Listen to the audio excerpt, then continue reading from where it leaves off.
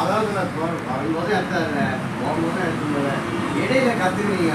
இந்த செல்வத்தை விட ரெண்டு பேரும் சொல்லாதே செத்து போயிருக்கா என்ன பலன்? திருமணம் இருக்கிறாரு யாம் பெற்ற இன்னும் பெருகை வையகன்னார்.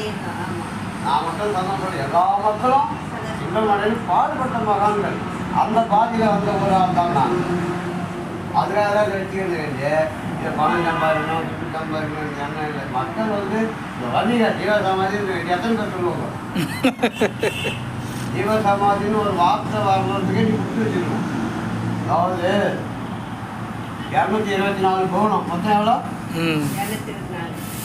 224 போகணும். மொத்த பிரபஞ்சம் பூரா இதில் வந்து நாம இருக்கு ஒரு போகணும்.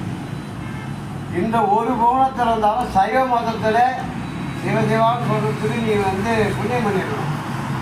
எத்தனை மதம் இல்லை, அதெல்லாம் தாண்டி வந்து இந்து மாத்திரம் போகணும்.